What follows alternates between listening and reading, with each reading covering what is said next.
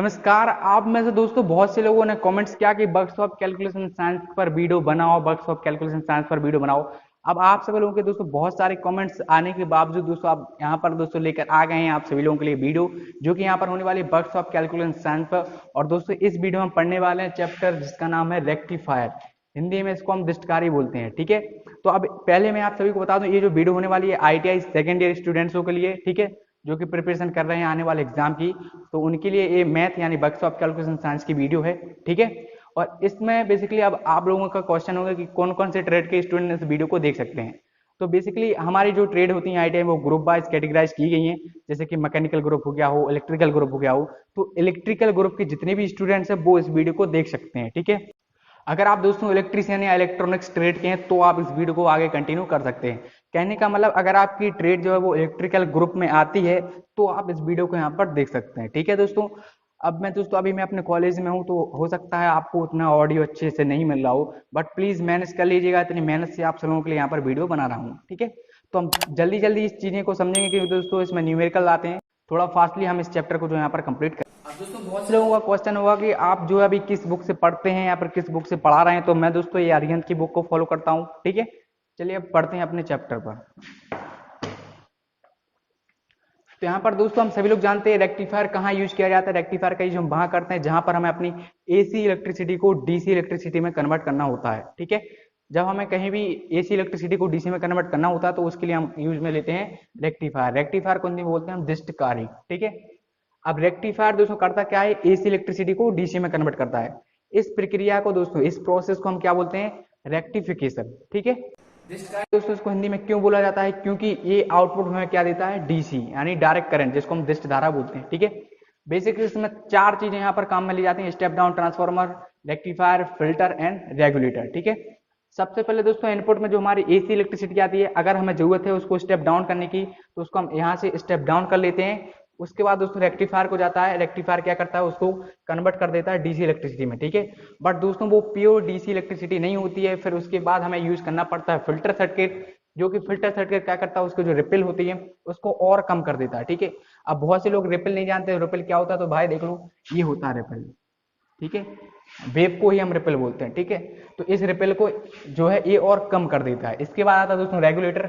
Regulator हम सभी लोग जानते हैं, रेगुलेटर IC जो कि 3 टर्मिनल IC होती है, जिसमें कि अनरेगुलेटेड इनपुट, रेगुलेटेड आउटपुट और एक कॉमन जो कि ग्राउंड पिन होती है, ठीक है। यहाँ इसके बाद दोस्तों रेगुलेटर के बाद दोस्तों हमें प्योर DC इलेक्ट्रिसिटी मिल जाती है, जैसा कि आप यहाँ पर देख सकते हैं, ठीक है।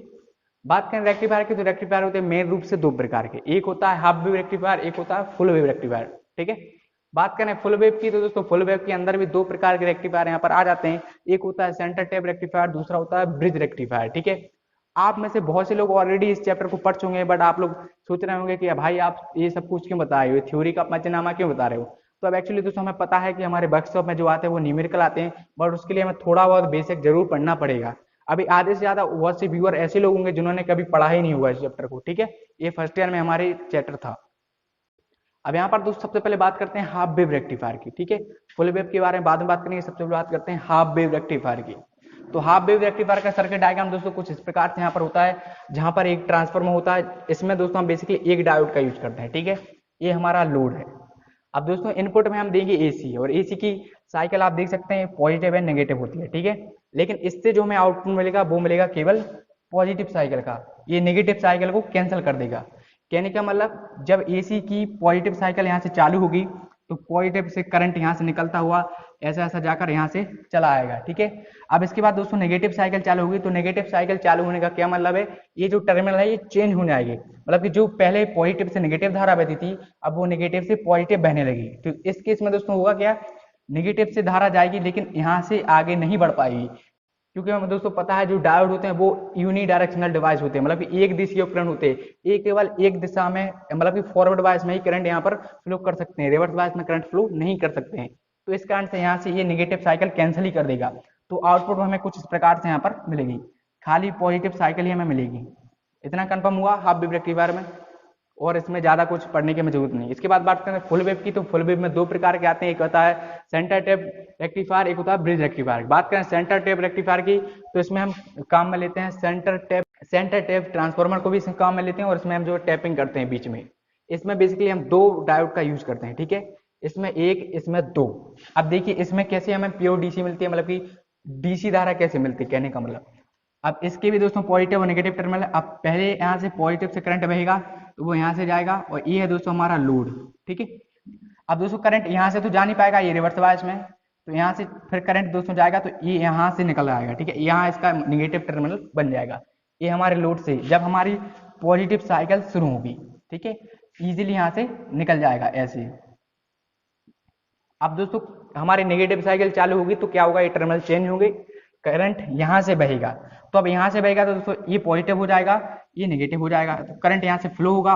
अगेन दोस्तों ऊपर से तो नहीं निकल पाएगा क्योंकि रिवर्स बायस में हो गया, फिर हमारा करंट यहाँ से निकल जाएगा, मतलब ये पॉजिटिव है तो इसका भी ये नेगेटिव हो जाएगा जब करंट नेगेटिव साइकिल में फ्लो होगा, ठीक है। इसका अगर आउटपुट की बात करें तो आउटपुट में कुछ इस प्रकार से मिलेगा, only positive positive positive cycle, क्योंकि ये नेगेटिव साइकिल को भी पॉजिटिव साइकिल में कन्वर्ट कर देता है। कंफर्म होगा, इतना बहुत इजी था, कुछ कठिन नहीं है।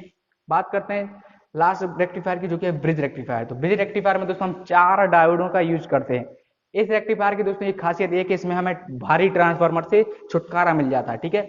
अगर दोस्तों इन दोनों रेक्टिफायर में जो फुल वेव रेक्टिफायर है, अगर इनमें से एक भी डायोड कम हो गया तो ये हाफ वेव रेक्टिफायर की तरह काम करेगा, ठीक है।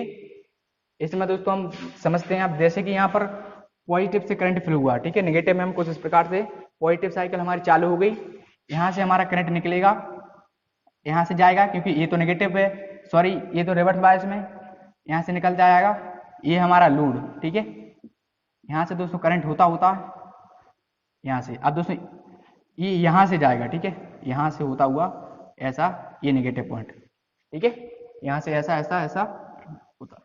अब दोस्तों जैसे ही नेगेटिव साइकिल शुरू होगी तो हमारे टर्मिनल चेंज हो गए। अब यहाँ से करंट फ्लो होगा यहाँ से, ठीक है, यहाँ से फ्लो होगा तो ये जाएगा यहाँ से ऐसे ऐसे, ठीक है, यहाँ से जाएगा ऐसे ऐसे, फिर लोड में, फिर ऐसे ऐसे, फिर ऐसे यहाँ से निकल जाएगा, ठीक है। कहने का मतलब आप सभी लोग जानते ही होंगे। इसका भी आउटपुट दोस्तों सेम होगा, केवल पॉजिटिव पॉजिटिव और पॉजिटिव। इस प्रकार से दोस्तों ये 3 रेक्टिफायर थे, हाफ वेव, सेंटर टेप और ब्रिज रेक्टिफायर। आई होप कि आप लोग समझ गए होंगे, ठीक है। हाफ वेव में एक ही आता है जिसको समझा ही दिया, फुल वेव में 2 आते हैं, centre tap and bridge rectifier, ठीक है। यहाँ पर मैंने नाम नहीं लिखे लेकिन आप लोग समझ जाइएगा, ठीक है, ये है ब्रिज। चलिए हम बात करते हैं अब न्यूमेरिकल की, कि आप किस प्रकार से न्यूमेरिकल को यहाँ पर सॉल्व करेंगे, ठीक है। तो यहाँ पर कुछ मैंने यहाँ पर फॉर्मूला सूत्र यहाँ पर लिखे हुए हैं जो कि न्यूमेरिकल सॉल्व करने में हमारी हेल्प करेंगे। सबसे पहले डायरेक्ट करंट, ठीक है। इसमें दोस्तों मैक्सिमम करंट की बात हो रही है, अधिकतम वोल्टेज या अधिकतम करंट आपको निकालना हो तो इन दोनों फॉर्मूले से हम निकालेंगे, ठीक है। करंट का निकालना हो तो भी, वोल्टेज का निकालना हो तो भी। अगर कहीं अधिकतम वोल्टेज या अधिकतम करंट का पूछा जाए कि अधिकतम करंट कैसे निकाला जाए, अधिकतम वोल्टेज, तो इन्हीं फॉर्मुलों से वो निकलेगा। हाफ वेव के लिए दोस्तों इस वाले को यूज करेंगे, फुल वेव के लिए इस वाले का यूज करेंगे, कन्फर्म। इसके बाद है दोस्तों आरएमएस वैल्यू, ठीक है। आरएमएस को रूट मीन स्क्वायर कुछ करके बोलते हैं। इसके लिए दोस्तों आरएमएस वैल्यू जो होती है वो धारा के भी दोस्तों सेम, वोल्टेज के लिए भी सेम होती है, ठीक है। मतलब कि वोल्टेज और करंट दोनों के लिए यहाँ पर सेम होती है, 0.707। करंट के लिए निकालना है तो आई लिखेंगे, वोल्टेज के लिए निकालना है तो बी लिखेंगे, ठीक है, कन्फर्म। इसके बाद है रिपल फ्रिक्वेंसी, ये बहुत इंपॉर्टेंट है, ये अक्सर बहुत ज्यादा पूछते हैं, रिपल फ्रिक्वेंसी। इसमें हाफ वेव का दोस्तों है इनपुट एसी आवृत्ति, ठीक है। अगर हाफ वेव का पूछा जाए तो दोस्तों इनपुट एसी आवृत्ति, ठीक है। फुल वेव का पूछा जाए तो जस्ट 2 गुणे इनपुट एसी आवृत्ति, इनपुट एसी आवृत्ति को 2 से मल्टीप्लाई कर देना है, ठीक है, ये हाफ वेव के लिए, फुल वेव के। इसके बाद दोस्तों रेक्टिफायर एफिशिएंसी, ये भी इंपॉर्टेंट है, ये किस प्रकार से आप निकालेंगे। इसका दोस्तों एन बराबर P D S upon P A C into 100। अब यहाँ पर दोस्तों पी डी सी का मतलब पावर, मतलब कि डीसी करंट की पावर। इसके बाद दोस्तों इसके नीचे है पावर ऑफ एसी करंट, ठीक है, पीएसी, ठीक है, पीडीसी अपॉन पीएसी इंटू 100। इस प्रकार से दोस्तों इस फॉर्मूले से जो हम अपनी रेक्टिफायर की एफिशिएंसी यहाँ पर निकाल सकते हैं। इसके बाद दोस्तों रिपल फैक्टर का सूत्र K equal to E R M S upon E D C. E D C दोस्तों वही है। इसके बाद दोस्तों ये वोल्टेज के लिए होगा शायद, और करंट के लिए अगर हमें निकालना है तो I R M S upon I D C. Form factor की बात करें तो इसमें भी same V R M S upon V A B जी, मतलब कि आर एम एस वोल्टेज बटे में दोस्तों औसत वोल्टेज, ठीक है, एवरेज ए बी जी का मतलब, या फिर दोस्तों I R M S upon I average, current का निकाला है वोल्टेज का। इन सारे सूत्रों का आप एक प्रकार से यहाँ पर स्क्रीनशॉट ले लीजिए क्योंकि ये बहुत इंपॉर्टेंट है, ठीक है। ये मैंने अलग से आप सभी लोगों के लिए यहाँ पर नोट कर रखे थे जो कि मैं आपको यहाँ पर बताऊंगा। चलिए अब हम बढ़ते हैं अपने न्यूमेरिकल पर। तो दोस्तों यहाँ पर पहला क्वेश्चन दिया हुआ है, यदि एक फुल वेव रेक्टिफायर पर 10 वोल्ट 50 हर्ट्ज इनपुट एसी आरोपित की जाए तथा अधिकतम इनपुट धारा 12 एम्पियर एवं लोड प्रतिरोध का मान 1 किलो ओम हो, तब क्या क्या ज्ञात करना। यहाँ पर दोस्तों इतने सारे पॉइंट्स यहाँ पर लिखे हुए हैं जिनको हमें निकालना है। ठीक है, सबसे पहले दृश्य धारा, आरएमएस धारा, डीसी आउटपुट वोल्टेज, रिपल आवृत्ति, रिपल दक्षता और रिपल फैक्टर। ठीक है, ये मतलब कि बहुत बड़ा क्वेश्चन है। ठीक है, इसमें बहुत कुछ पॉइंट पूछ लिए हैं, मतलब कि ऐसा कि अगर मैं आपको ये बता दूंगा तो आप सारे क्वेश्चन खुद ही सॉल्व कर लेंगे। ठीक है, क्योंकि कुछ क्वेश्चन में दृश्य धारा का बोला है, किसी में रिपल आवृत्ति, रिपल दक्षता, तो एक ही में दोस्तों मैं इन सभी को बता रहा हूँ, फिर आप अपने से कर लीजिएगा। ठीक है, सबसे पहले दोस्तों पूछा गया दृश्य धारा। दृश्य धारा का मैं यहाँ पर सॉल्व करते हैं। ठीक है, तो दोस्तों यहाँ पर किस रेक्टिफायर की बात की है, फुल वेव की, और फुल वेव रेक्टिफायर के लिए दृश्य धारा का मान क्या होता है, मैक्सिमम 0.63 एम्पियर। ठीक है, तो इसको हम दोस्तों IDC इक्वल टू 0.636 IM। ठीक है, IM मतलब मैक्सिमम धारा। ठीक है, तो इससे हमें करना क्या दोस्तों, इसमें हमें पता है इसको, अब दोस्तों जो हमारा जो इनपुट धारा है, ठीक है 12 एम्पियर, इससे हमें मल्टीप्लाई कर देना। ठीक है, हमारा आंसर निकल आएगा। यहाँ पर चलिए हम करते हैं IDC equal to 0.636 into 12, 7.636 ampere. ठीक है, तो एक कुछ यहाँ पर वैल्यू इसकी निकल कर आ जाएगी, तो आप खाली ये लिख दीजिए। ठीक है, इसका मान हुआ ही। तो इस प्रकार से आप जो है इसको निकाल सकते हैं। ये हो गई हमारी दृश्य धारा यानी IDC। ठीक है, सेकंड पॉइंट का क्या हमारा RMS धारा। ठीक है, अब दोस्तों RMS धारा का दोस्तों अभी मैंने पिछली आपको सूत्र बताया था। RMS धारा में मैंने आपको क्या लिखवाया था कि RMS धारा का मान करंट हो या वोल्टेज उसके लिए बिल्कुल सेम होता है, जो कि होता है IRMS इक्वल टू 0.707। ठीक है, ये मैंने आप सभी को यहाँ पर बताया हुआ था। तो हमें करना क्या है, इसका भी मल्टीप्लाई, करंट पूछा ना तो इसका मल्टीप्लाई हम करंट से ही करेंगे। अगर वोल्टेज पूछा होता तो हम वोल्टेज से करते, तो इसका भी मल्टीप्लाई कर देंगे करंट से इंटू 12। तो इसका जो आंसर निकल कर आएगा दोस्तों वो आएगा 8.484 एम्पियर। ठीक है, ये हमारा दूसरा पॉइंट यहाँ पर सॉल्व हो गया। देखिए बहुत इंपॉर्टेंट है, इनमें से क्वेश्चन ज्यादातर यहाँ पर आपसे पूछेगा। इसके बाद दोस्तों हम लोगों ने 2 पॉइंट अपने सॉल्व किए। तीसरा डीसी आउटपुट वोल्टेज। तो अभी दोस्तों हम लोगों ने निकाला करंट, इसी प्रकार से हमें दोस्तों निकालना डीसी आउटपुट वोल्टेज। अब यहाँ पर दोस्तों फिर से हमें देखना है कौन सा रेक्टिफायर है। अगर हाफ वेव है तो उसके लिए होता है 0.386 और फुल वेव है तो उसके लिए उसका वैल्यू होती है 0.636।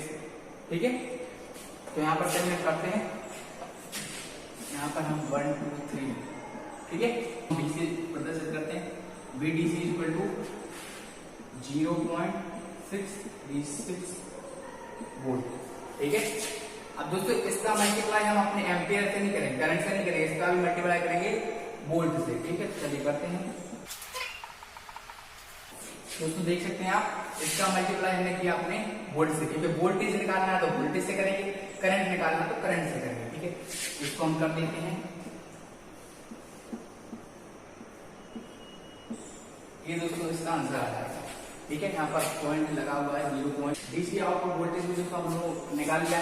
अब दोस्तों चौथा पॉइंट है दोस्तों रिपल आवृत्ति। ठीक है, रिपल आवृत्ति का सूत्र मैंने बताया था।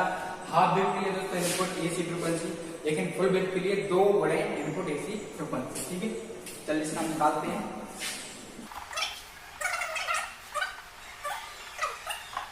अब दोस्तों जो इसकी इनपुट फ्रीक्वेंसी वो है 50 हर्ट्ज। ठीक है, तो इसका हमें 2 से मल्टीप्लाई कर देना है। ठीक है, 2 गुणे 50, तो इसका आंसर निकल के आएगा 100 हर्ट्ज। ठीक है, यहाँ पर दोस्तों रिपल फ्रीक्वेंसी पूछी ना, इसलिए 2 इंटू इनपुट एसी फ्रीक्वेंसी, तो इनपुट एसी फ्रीक्वेंसी कितनी है 50 हर्ट्ज। इसका हम 2 से मल्टीप्लाई करेंगे क्योंकि हम फुल वेव की निकाल रहे हैं। अगर हाफ वेव की पूछा तो हमारी वही हो जाती है। इसके बाद दोस्तों हमारे पास पांचवा वो रेक्टिफायर दृश्यता। रेक्टिफायर दृश्यता दोस्तों मैंने आपको तो बताया था, इसका n equal to PDC upon PAC into 100। ठीक है, अब दोस्तों अगर आपको डीसी धारा की जो पावर निकालनी है, ठीक है, तो उसको करना क्या पड़ेगा, इसके करंट और वोल्टेज को मल्टीप्लाई कर दीजिए, तो इसका वाट में जो इसकी शक्ति यहाँ पर मतलब कि इसकी पावर यहाँ पर निकल आई है, जो कि वाट में, ठीक है। तो इसका हम डायरेक्ट कर देते हैं, ठीक है दोस्तों। तो कुछ इस प्रकार से यहाँ पर होगी। अब इसको आप लोग यहाँ पर सॉल्व कर सकते हैं, ठीक है। इसको सॉल्व करेंगे तो इसका जो आंसर निकल के आएगा वो दोस्तों 40.44% कुछ यहाँ पर निकल के आएगा, ठीक है। ये हमारा रसोई रेक्टिफायर बचेगा। अब हम बात करते हैं रिपल फैक्टर की, ठीक है। रिपल फैक्टर किस प्रकार से निकालें, तो रिपल फैक्टर की दोस्तों हमने आपको सूत्र बताया था। अगर हमें रिपल फैक्टर निकालना तो उसका सूत्र था K=IRMS/IDC, ठीक है। उसको निकालते हैं,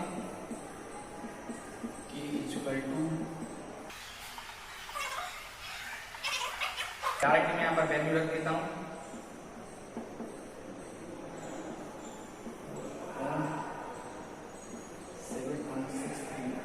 ठीक है। इसको आप सॉल्व करेंगे दोस्तों, इसका 1.1 इसका आंसर निकल आएगा, ठीक है। अब दोस्तों कुछ इसी प्रकार से जो है आपको सारे क्वेश्चन यहाँ पर सॉल्व करना है।